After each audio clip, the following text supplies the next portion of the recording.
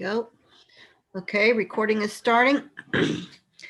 Tonight we are going to cover chapters 8 and 9. And as I said last week, and again on my announcement this week, I want you to just do one question for chapter 8 and one question for chapter 9, and we'll knock both of these chapters out, not only in tonight's webinar, but also in our reflections this week. So just one question for each.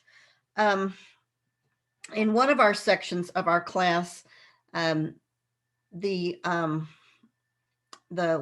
link for the full chapter 9 is still live, and because somebody went ahead and answered the whole chapter 9 question, I can't take it down now.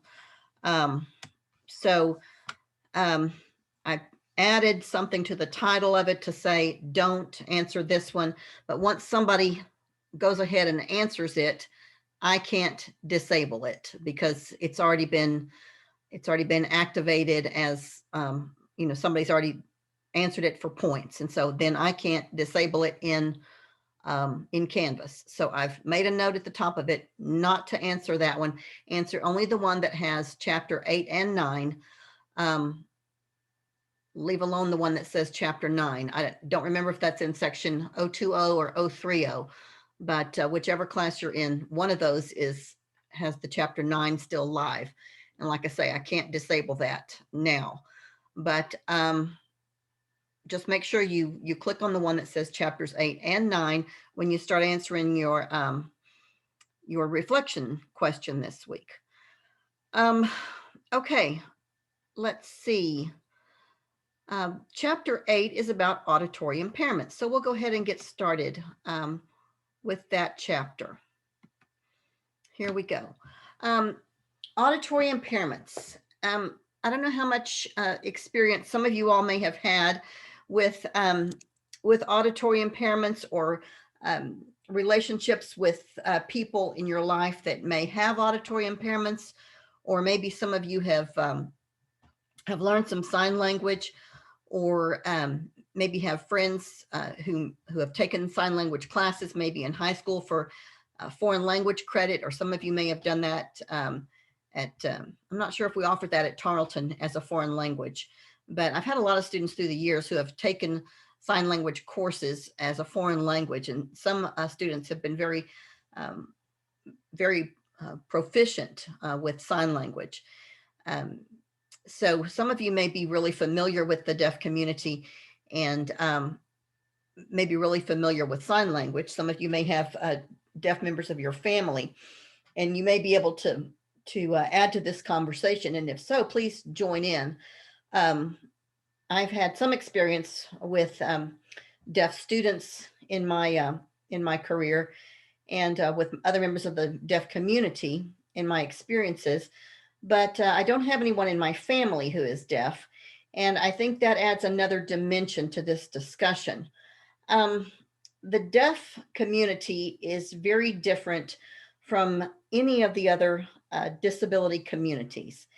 They are extremely unique, and we'll talk about that as we go along in this discussion. But if anybody has anything they'd like to add to that, please join in, because I think if you have members of your family who are deaf, or maybe a good friend who participates in the deaf community in any way, you might be able to shed some light on that discussion from a more personal perspective. I had a student in this class a couple of years ago who was profoundly deaf, and she gave some good perspectives to us all about being a member of the deaf community. I've also had students through the years who had members of their family who were deaf, and that gave us another perspective as well.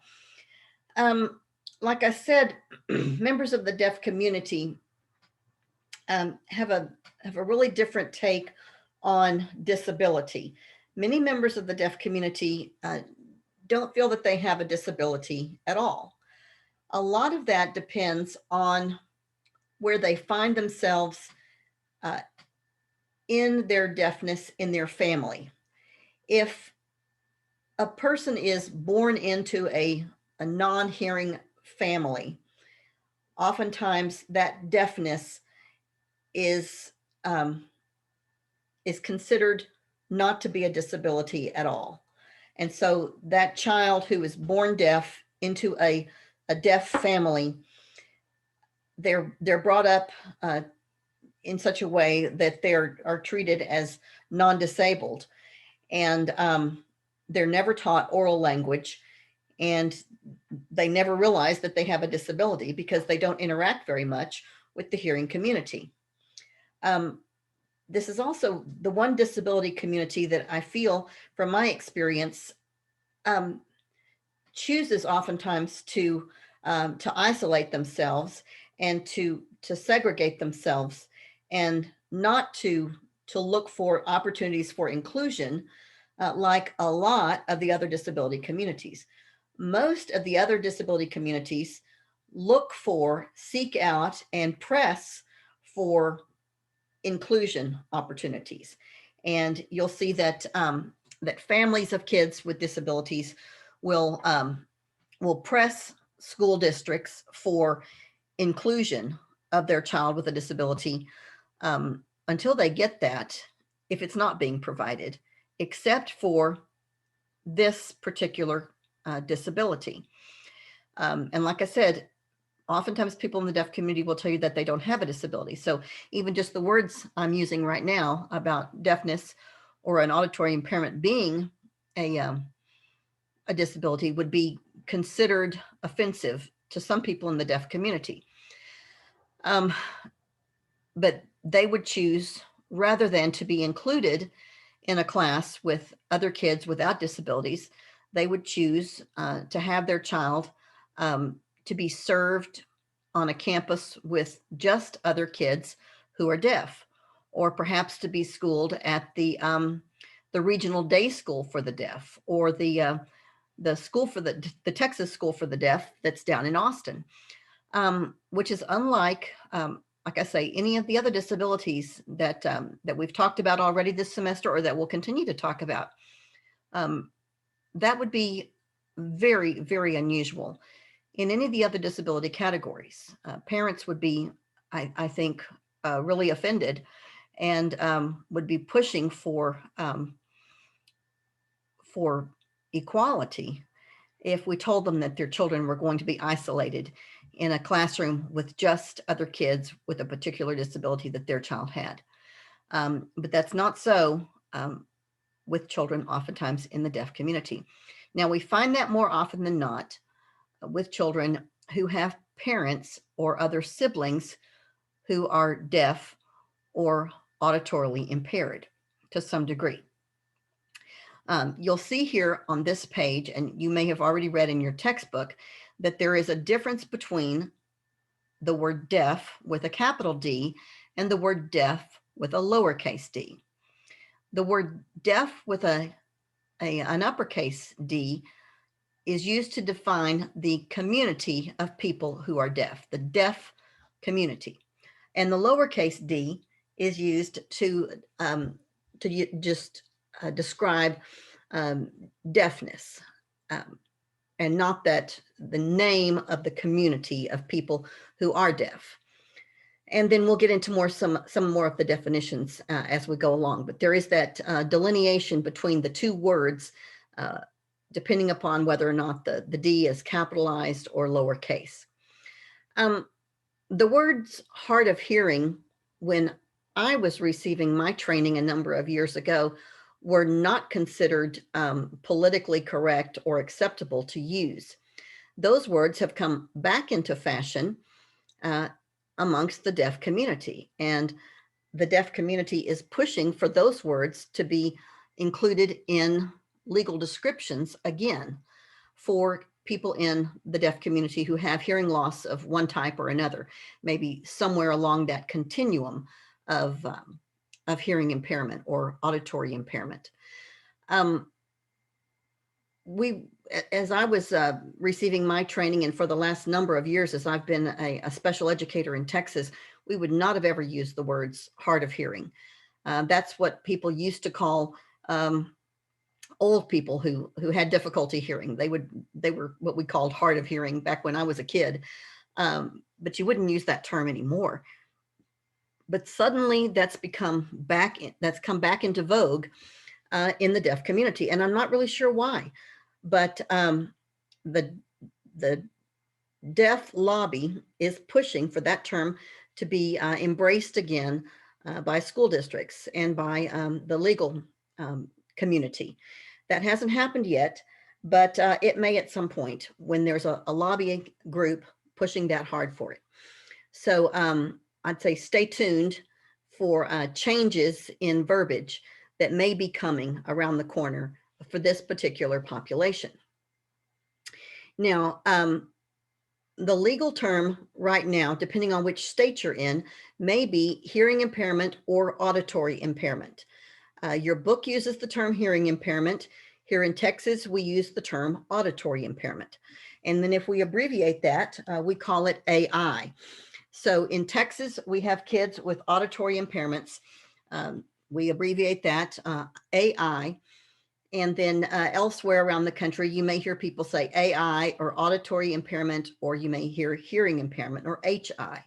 But those are the legal terms that we use across the country when we're talking about special education services.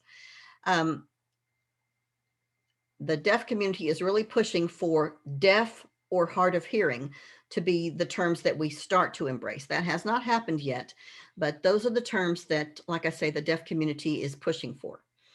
The deaf community also uses the term hearing for people who don't have a hearing loss, and deaf for people who do. Deaf, hard of hearing for people who have a partial hearing loss, and then hearing for people perhaps like you and me who have our hearing from the outset. Now, manual communication is the term that that's used for using your hands, obviously, to communicate. Oftentimes they use that more specifically to talk about signing or finger spelling the words. We can use manual communication to talk about any kind of sign language, or more specifically, signing a particular word, letter by letter. And then sign language is, of course, another term that we can use for manual communication. So then there's a big debate as to the appropriate type of communication that people with auditory impairments will use, whether it be oral language, what I'm doing right now, talking with you with my voice, or using some sort of sign language or manual communication, using my hands to communicate with you. And there is a big debate. As your textbook talks about, around the beginning of when research kind of began, and kids with auditory impairments began to be included in schools, Alexander Graham Bell was one of the ones who began some of the research and opportunities for kids with auditory impairments, individuals with auditory impairments, to be more widely accepted in a lot of different settings, not just schools. But he was a huge proponent of oral communication, and having people who had auditory impairments or varying degrees of deafness to communicate with their voices. And then this was pushed for years and years and years. And the families of children who had auditory impairments would almost always push for oral language, unless, of course, the parents themselves were deaf. And in those cases, sign language or manual communication was almost always preferred. But that wasn't communicated to the larger school setting or community settings, because oftentimes, like I've said, those families who were completely non-hearing would enmesh themselves in the deaf community completely. And so they didn't have a lot of opportunities for interaction with the hearing world because they were isolated. And so that manual communication was helping to keep them segregated. So the oral language happened more when families have members who are hearing and non-hearing, and then there's that crossover. And more of those families would insist on oral language among their children so that that they would fit in better, and maybe perhaps so that they wouldn't have to learn sign language themselves. So that's one of the big issues that we have. One of the big to do or not to do kinds of issues: oral language or sign language or manual communication. One of the next big issues is whether or not to integrate educationally or educate children with auditory impairments separately. Your book talks about this some, and certainly when schools began to open up to people with disabilities more readily, this became an issue. Do we have children with auditory impairments included in our schools?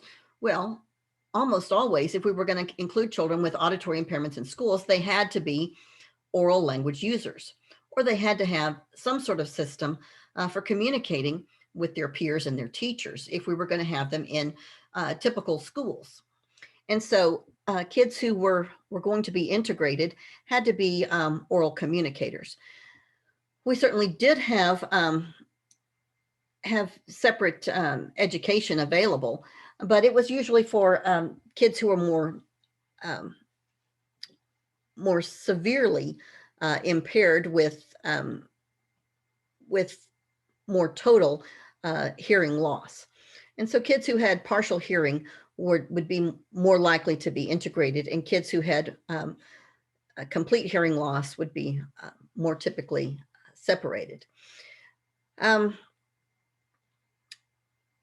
it takes us to the question of whether or not we're going to use our regional day programs or our residential programs.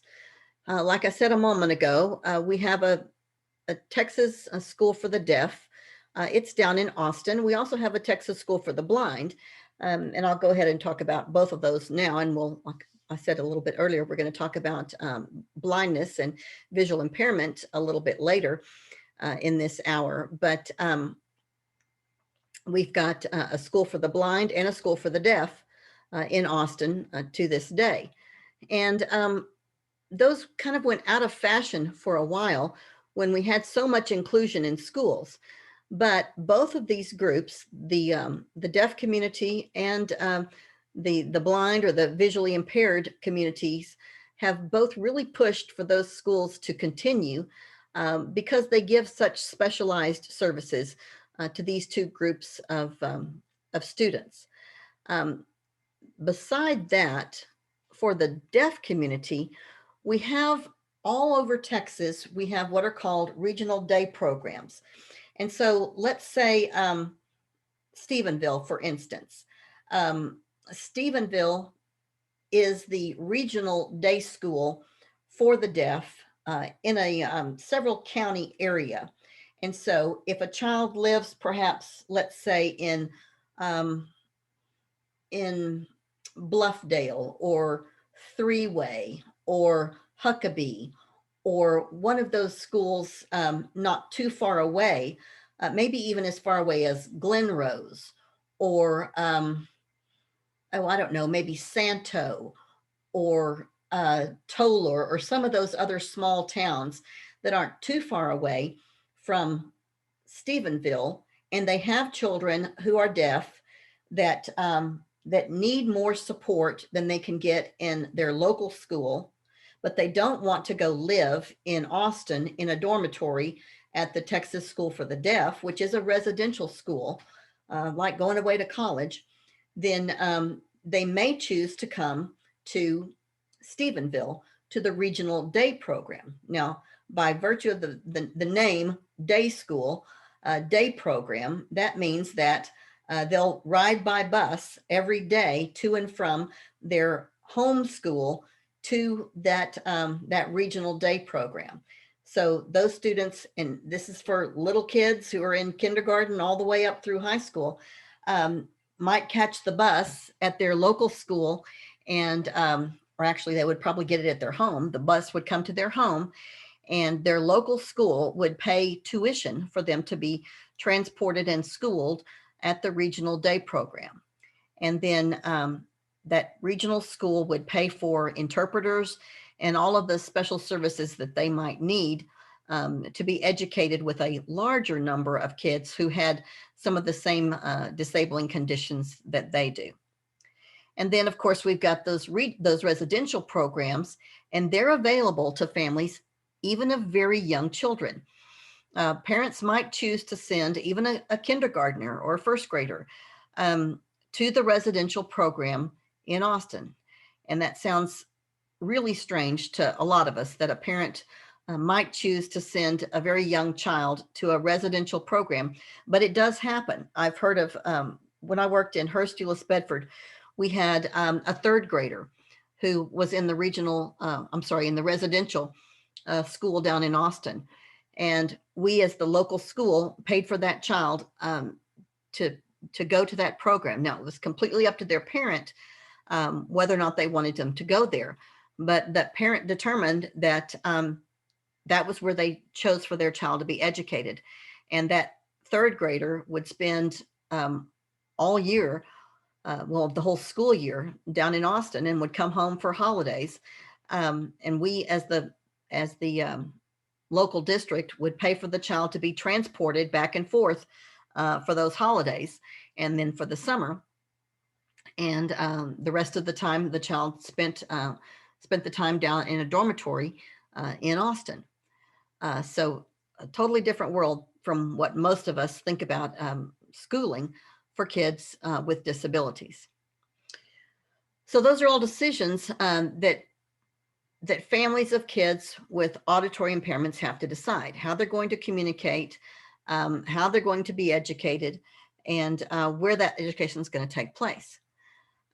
We've got a special note here, and this is discussed in your textbook as well, about Gallaudet University. And this is a college in Washington, D.C.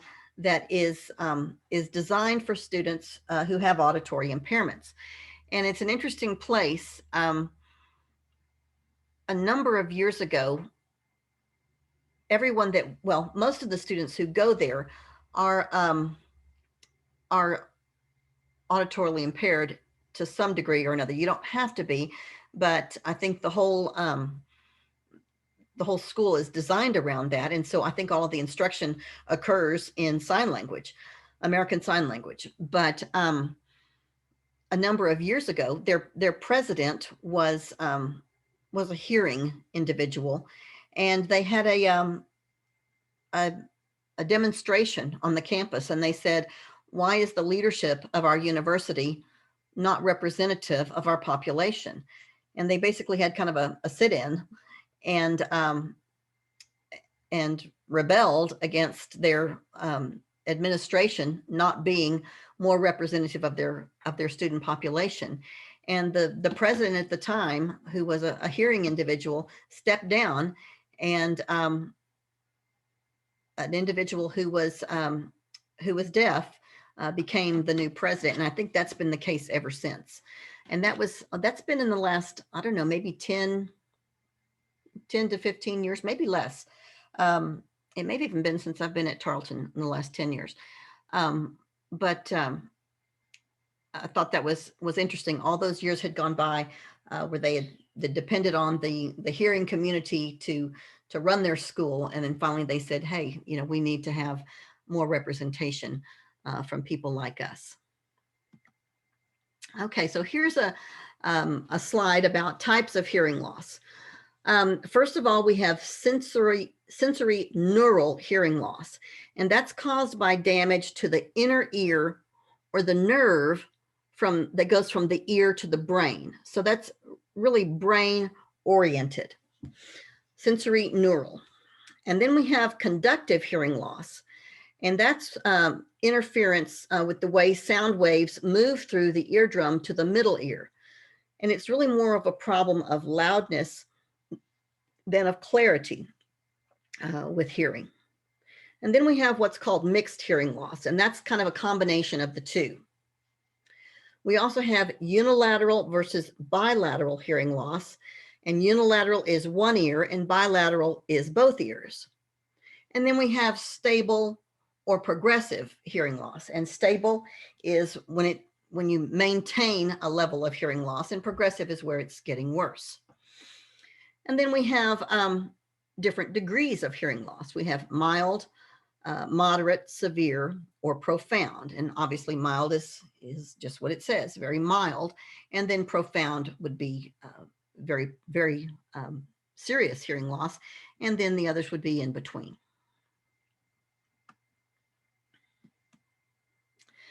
So we also have different ages of onset of hearing loss. Congenital hearing loss means hearing loss that occurs before birth. Adventitious hearing loss occurs after birth. And then of those types of hearing loss that occur after birth, we have two types. We have prelingual and postlingual. And this is very important because prelingual happens before speech and language develops, and postlingual happens after speech and language develop. And that's a very critical line. If hearing loss occurs after language develops, then usually language continues to be present in the individual. If that happens before language develops, it's very difficult for language to be acquired after that. So when hearing loss occurs, if it occurs after birth, it's very difficult for language to be acquired, much more difficult, much more complex in the language acquisition process if the hearing loss occurs before language is acquired. So what is the prevalence of auditory impairments? Well, we've got a 0.14 prevalence of our school-age population. And this is one of the few disabilities, maybe the only one, where there's a greater number of people with hearing loss in the general population than there is in the school population. Any ideas why that might be the case? So the school population is not representative of the general population. Usually the school population is kind of a microcosm of the general population, but that's not true with this particular disorder. And if you think about it for a second, you might think about your grandparents or people like me who listened to too much Led Zeppelin years ago. We have a greater number of people with hearing loss as they grow older. And so the number of people with auditory impairments grows as people age. And so that's why the number is not the same in the general population as it is in the school age population. Okay, causation. What causes auditory impairments? Well, the first one there may be something that many of you have experienced. Most of the general population has, and that's otitis media. And that's just simply a fluid buildup in the inner ear. And most of you probably experienced this most likely when you were babies or young children. And those are ear infections, fluid in the ear. And if you have enough of those, your textbook talks about acute versus chronic. We had two of our children, both of my sons, experienced chronic ear infections and had to have that next procedure, which is called a myringotomy. And I'm sure that many of you, some of you probably, and more likely boys than girls, probably had to have a myringotomy, and that is tubes in the ears. That's the technical term for tubes in the ears. And if you have chronic ear infections when you're little, oftentimes this is the procedure that that your pediatrician will recommend. And you probably have an ear, nose, and throat specialist to perform this pretty minor surgery to input tubes in the ears to help that fluid that's building up to drain. If it's not treated either with medications that work or with this pretty simple surgery, then what can result is a perforated eardrum, which can cause damage that results in a hearing loss. Or you can have these chronic ear infections that also cause hearing damage. Another couple of causes are genetic origins and environmental causes. And some genetic causes, we've got a couple of syndromes listed here, and these are not the only ones, but there are a couple of them. Usher syndrome is one, Pendred syndrome is another. These are, sometimes they're genetic, sometimes they are neurological chromosomal kinds of disorders that occur that can cause hearing loss in children. We also have environmental causes, diseases like maternal rubella can cause deafness, exposure to very loud noises. You may see parents that take their kids out to the big racetrack north of Fort Worth, where we have the NASCAR races, and they put the little headphones on babies, or maybe when they go to the rodeo, they put headphones on babies to keep them from experiencing those really loud noises. And this is a wise thing because exposure to really loud noises early on in life can cause damage to hearing. Prolonged exposure to loud noises can cause hearing damage.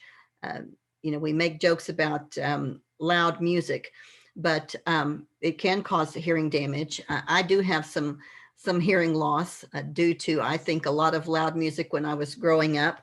I don't know if any of you have had Dr. Sloan yet, but Dr. Sloan has some hearing damage from the time that he served in the military with exposure to a lot of gunfire and practice of weaponry. And so a lot of exposure to loud noises can cause hearing damage as well. So what are the characteristics? Well, I've already talked a little bit about these the uniqueness of the deaf community. So let's talk about this next bullet. Cognition. Is there anything that would point to brain deficiency in the typical person with an auditory impairment? And the answer to that question is no. Unless there's something else going on, Usher syndrome, sometimes, we have some of these other syndromes that impact intelligence as well. But ordinarily speaking, just a typical auditory impairment does not impact the brain. Now, if there are these other complicating factors, sometimes we may have an impact on the brain as well. But generally speaking, no. But we do have an impact on what we see down here a little bit further in our list is speech and language. So speech acquisition, language acquisition, if you're not hearing what's going on around you as you're beginning to grow, you may miss some developmental milestones.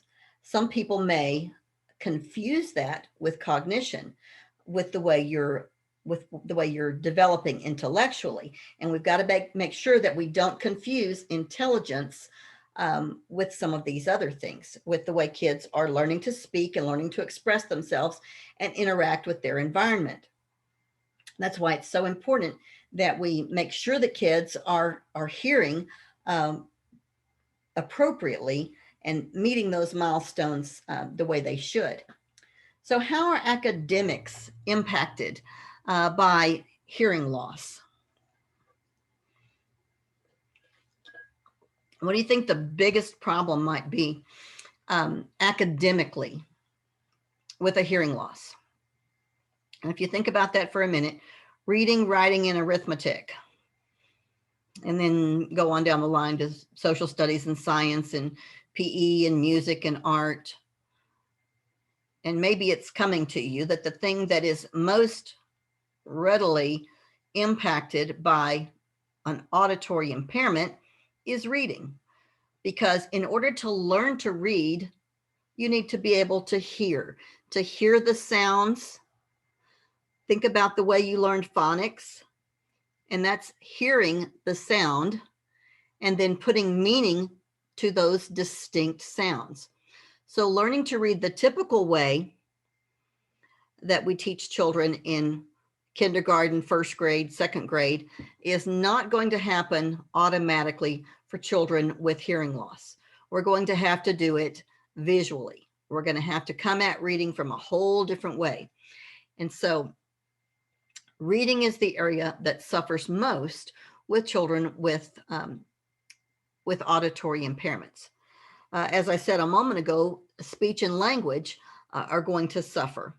And so then our language arts area is going to be impacted as well. It's so tied into reading.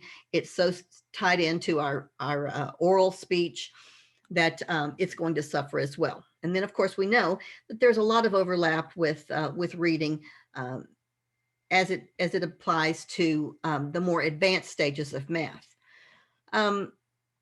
When we start doing word problems and things like that.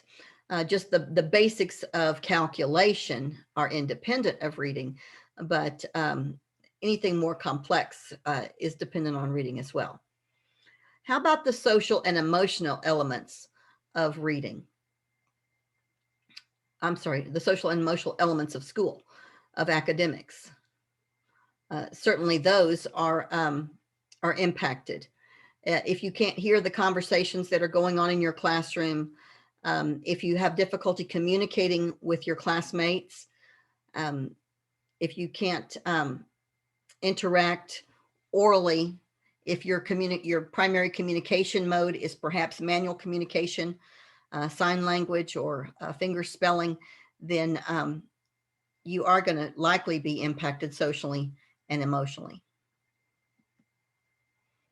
So how do we identify kids with auditory impairments? Well, we initially make that identification with a medical professional. Children are evaluated by an audiologist. Services for those students must include that of a teacher specifically for the auditorily impaired. And then we've got to decide as an IEP team where those services are going to happen. Are they going to happen in the local school? Are they going to happen in a special ed classroom? Are they going to happen in the general ed setting with an interpreter? Are they going to happen at a regional day school or the state school for the child with deafness? And how are we going to communicate? What's the mode of communication? Does the child have hearing aids? Are they going to have an interpreter? You know, what are the things are we going to provide? What instructional procedures are we going to use? Is it going to be a system of oralism? Is the child going to be a lip reader, a speech reader? Are they going to be a finger speller? Are they going to use signed English, American Sign Language, or are they going to use a system of total communication? We're going to include some of all of those.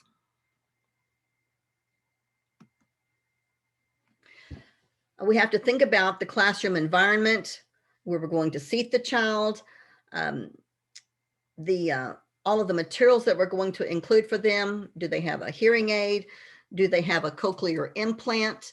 That's a surgical procedure that some of you may have seen cochlear implants where the child or the adult has a device implanted actually into the brain behind the ear. Some have FM systems that the teacher uses a microphone around their neck, and it feeds into a system that the child uses to help them hear the teacher better. They may have closed captioning, and they may have some computer technology that we use. I have here a video about devices that the teacher can use in the classroom, but we're not going to take time to look at that right now. You can look at that later if you like. I'm going to stop sharing this one, and then I'm going to start sharing this one.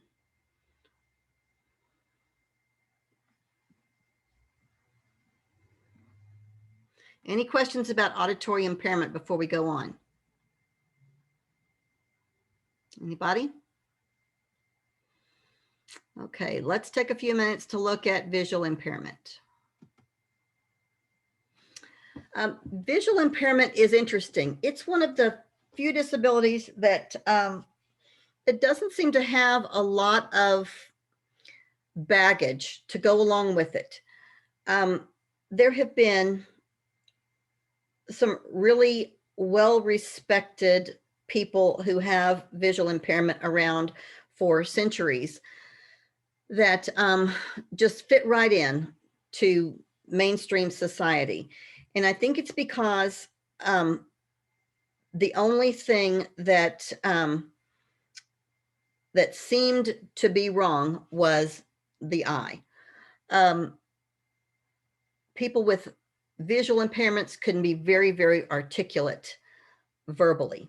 And this is not true of people with auditory impairments. So sometimes people misunderstand folks with auditory impairments and think that because they have difficulty communicating orally, that they may have something amiss intellectually.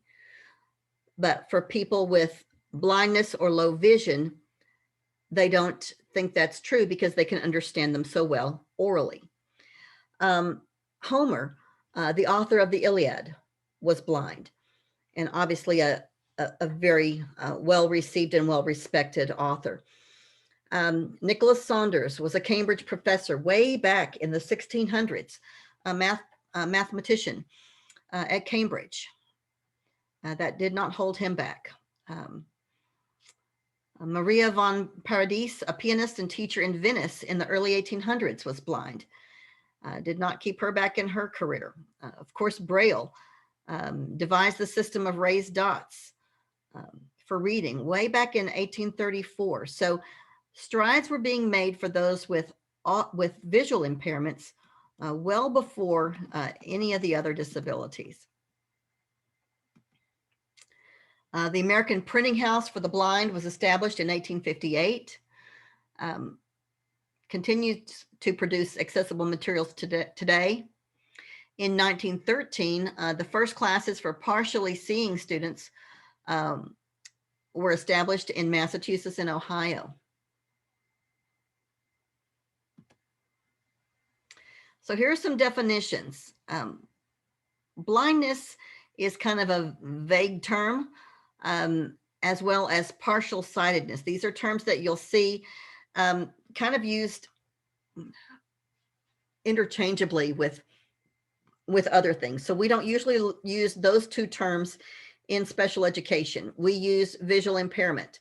The term low vision can be used interchangeably with partial sightedness, and that specifically means vision of 20/70 to 2200. The term visual impairment is one that we use to describe students with low vision in need of special education. The term visual acuity means how sharp visual images are perceived, the sharpness, and visual field is the scope of what one can see without turning the head or moving the eyes. And then we've all heard the term legal blindness. That actually means vision of 2200 or worse in the best eye with the best possible correction.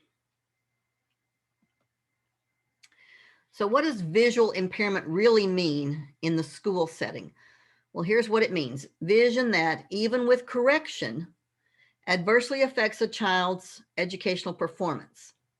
And it includes the terms partial sight and blindness. So it's the whole spectrum of anybody who has difficulty seeing to the degree that it impacts them adversely, educationally speaking.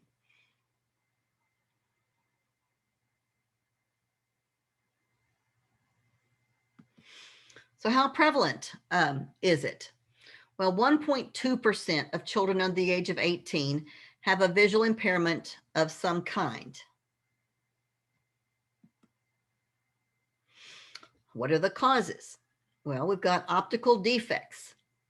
These are refraction problems, the focusing of light as it passes through different components of the eye. Now, some of you probably suffer from some of these. I know that I do. There's myopia. That's nearsightedness. And a lot of you were probably diagnosed with this as children, and then you had to wear glasses in school. There's also hyperopia, and that's farsightedness. And some of you will be diagnosed with this as you grow older. This is what happens to the eyes as they age. And then there's astigmatism, and that's a focusing problem. Some of you probably have this as well.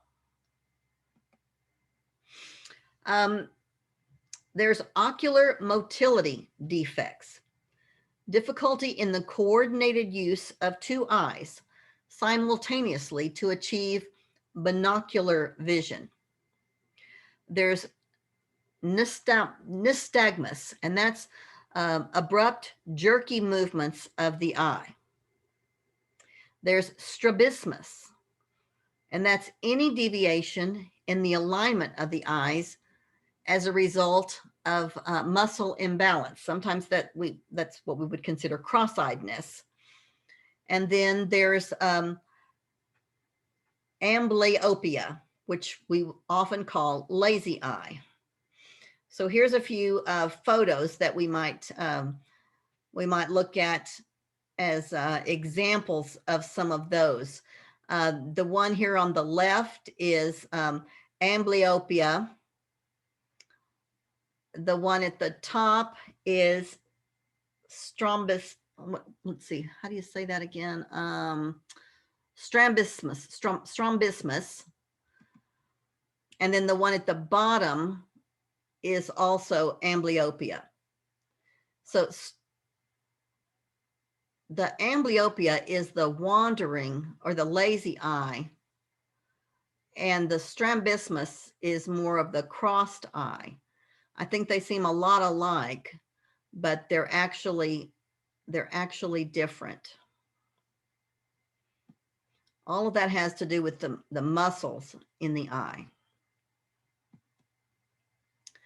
Then there are also external eye problems.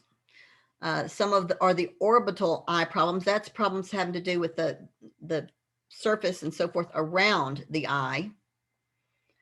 There are abnormalities of the lid. Some people actually have lids that won't stay open. And then there are corneal problems. And then there are internal eye problems. Retinopathy of prematurity, when the retina is damaged because of early birth. And then there's cortical visual impairment. That's the cortex that you see this sometimes in children who have brain damage, and then they have blindness because of the brain damage, and that's what they call cortical blindness. And there's nothing actually wrong with the eye itself. It's the connection between the eye and the brain. I had a student years ago who had cortical blindness.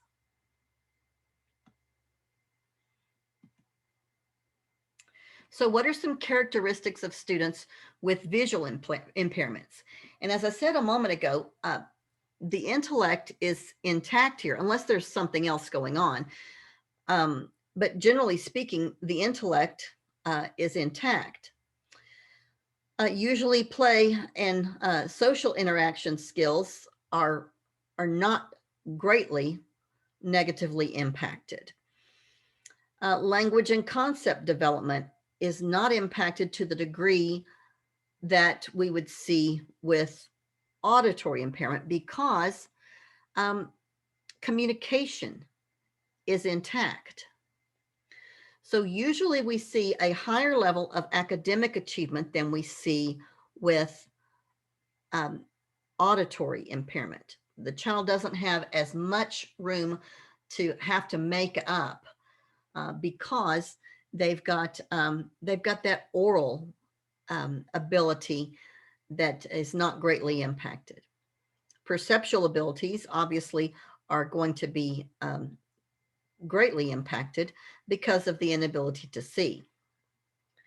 Psychological and social adjustment can be huge because of the inability to see their surroundings and other people and read social cues visually.